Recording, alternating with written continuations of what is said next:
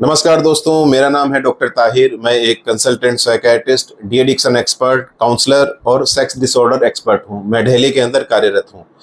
दोस्तों, काफ़ी डिप्रेशन के मरीज ऐसे होते हैं जिनके अंदर एक काफ़ी इंपॉर्टेंट क्वेश्चन होता है और काफ़ी जिज्ञासा रहती है जानने की कि डॉक्टर साहब, मेरी ज़िंदगी के अंदर तो सब कुछ है, गाड़ी है, बैंक है, बैलेंस है, वाइफ है, बच्चे हैं, सब कुछ खुशी से सब कुछ अच्छा चल रहा है, जॉब अच्छा चल रहा है, फाइनेंशियल कोई बर्डन नहीं है, फिर मुझे डिप्रेशन किस प्रकार से आ गया। तो दोस्तों, आज इन क्वेश्चंस का जवाब देने के लिए या फिर ऐसे लोगों के लिए जो ये जानना चाहते हैं कि डिप्रेशन के आखिर कारण होते क्या हैं, उन सब के लिए वीडियो बनाया गया है। तो आप इसे अंत तक देखें, क्योंकि अगर आप डिप्रेशन के कारणों को अच्छे से जान पाए तो आप अपने डिप्रेशन का समय रहते हैं टाइम से पहले बचाव कर सकते हैं। दोस्तों, डिप्रेशन ऐसी महामारी की तरह बनता जा रहा है जो कि हमारे समाज में करीब 3 से 5% पॉपुलेशन के अंदर पाया जाता है। अभी किसी में भी हो सकता है, मेल में, फीमेल में, छोटों में, बड़ों में, अमीर में, गरीब में, राजा में, रंक में, किसी में भी हो सकता है। यहाँ तक कि डॉक्टर्स में भी हो सकता है। और सबसे बड़ी बात, हम जो लोग हैं साइकियाट्रिस्ट जो डिप्रेशन का इलाज करते हैं, उनके अंदर भी डिप्रेशन पाया जा सकता है।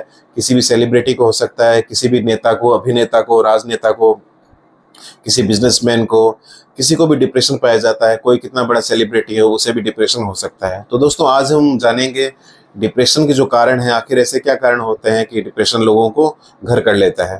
तो दोस्तों, सबसे पहला जो इम्पोर्टेंट कारण डिप्रेशन का है वो है जेनेटिक फैक्टर। जेनेटिक फैक्टर वो ये तय करता है कि करीब 50 से 70% डिप्रेशन के केसेस जेनेटिक फैक्टर के कारण होते हैं।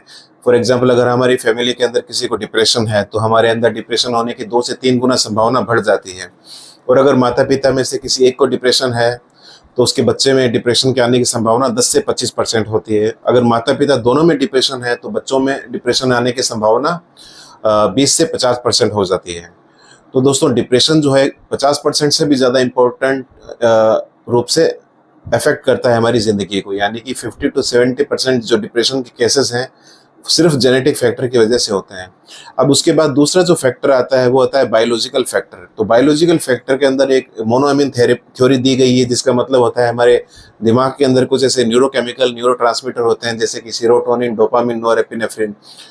उनकी मात्रा के अंदर इम्बैलेंस होने की वजह से डिप्रेशन होता है। यानी कि सीरोटोनिन, डोपामिन, नोरेपिनेफ्रिन की कमी होने की वजह से हमें डिप्रेशन यानी मानसिक अवसाद होता है।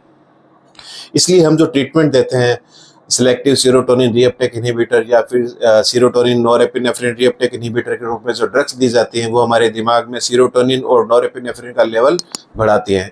इस प्रकार से वो हमारा इलाज करती हैं। अब दोस्तों, तीसरा जो इम्पोर्टेंट फैक्टर है वो है साइको सोशल फैक्टर। इसका मतलब है अगर हमारी ज़िंदगी में कोई एनवायरमेंटल फैक्टर है, कोई स्ट्रेसर है, कोई तनाव है, किसी बात की चिंता है, तब भी डिप्रेशन आ सकता है। फॉर एग्जांपल, अगर किसी इंसान का कोई बहुत प्यारा एक्सपायर हो गया हो, जैसे हस्बैंड वाइफ में से कोई एक एक्सपायर हो गया हो, तो दूसरे पार्टनर को डिप्रेशन हो सकता है। अगर कोई छोटा बच्चा है, उसके माता पिता में से कोई एक्सपायर हो गया हो, उसे डिप्रेशन हो सकता है। किसी इंसान की जॉब छोड़ गई हो या बड़ा फाइनेंशियल लॉस हुआ हो, उसे डिप्रेशन हो सकता है। अगर किसी का ब्रेकअप हुआ हो, किसी का अचानक से डिवोर्स हो गया हो, तो उसमें डिप्रेशन आ सकता है। किसी इंसान के अंदर अगर बहुत बड़ी बीमारी डायग्नोस हुई हो, जैसे कैंसर, ट्यूमर वगैरह, या किसी के अंदर हार्ट अटैक आया हो, उनके अंदर भी डिप्रेशन के केसेस आ सकते हैं। या अगर किसी इंसान के अंदर ड्रग एब्यूज़ की हिस्ट्री हो, कोई ज़्यादा ड्रग्स लेता हो, तो उनके अंदर भी जैसे जो कैनाबीस, कोकेन, अफीम लेने वाले इंसान होते हैं, उनके अंदर भी डिप्रेशन कई बार आ जाता है।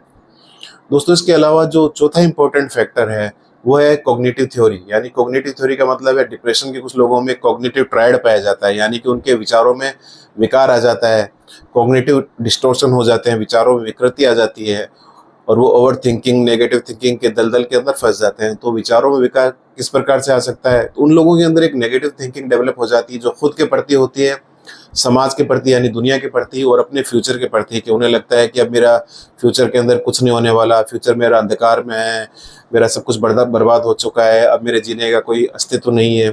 और खुद के प्रति उनमें ऐसा आ सकती है, उनका आत्म जो विश्वास है पूरा लॉस हो चुका होता है। उन्हें लगता है मैं कुछ काम का नहीं रह गया हूँ, मैं कुछ नहीं कर सकता, मेरे अंदर कोई सामर्थ्य बाकी नहीं है।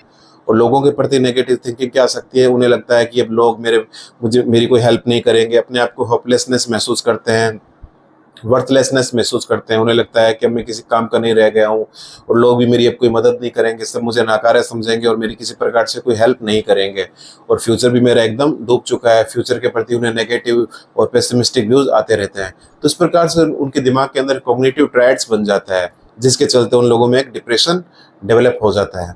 तो दोस्तों ये कुछ कारण थे जो कि हमारे ज़िंदगी के अंदर डिप्रेशन का एपिसोड को प्रेसिपिटेट कर सकते हैं। उसके अलावा आने वाले जो दूसरे एपिसोड्स हैं वो स्वतः ही आ सकते हैं, यानी कि उनके आने के लिए कोई स्ट्रेसर की ज़रूरत नहीं है, वो फिर अपने आप आ सकते हैं। तो दोस्तों ये कुछ कारण थे कि क्यों हमारी ज़िंदगी के अंदर डिप्रेशन जैसी बीमारी आती है और किस प्रकार से हम उससे बचते हैं। क्योंकि अगर हम इन कारणों को पहले से जान लें तो हम पहले से कुछ प्रिवेंटिव मेजर्स यूज़ कर सकते हैं। जैसे कि हम पहले से अगर अपने स्ट्रेस का मैनेजमेंट करके चलें, अपनी नींद को साउंड और डीप स्लीप के अंदर कन्वर्ट करें, रोज़ 6 से 8 घंटे सोएं, रोज़ एक्सरसाइज करें, मेडिटेशन, योगा करें, अपनी लाइफस्टाइल को अच्छा करें।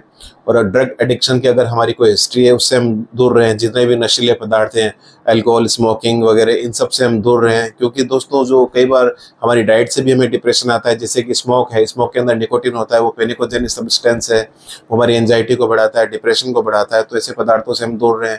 इसके अलावा अल्कोहल, गांजा, कोकेन ये लेने वाले जो लोग होते हैं इनके अंदर भी डिप्रेशन आने के चांसेस ज़्यादा होते हैं। तो हम इन नशीले पदार्थों से दूर रहें, एक अच्छी लाइफस्टाइल जिएं और अपने स्ट्रेस को मैनेज करके चलें।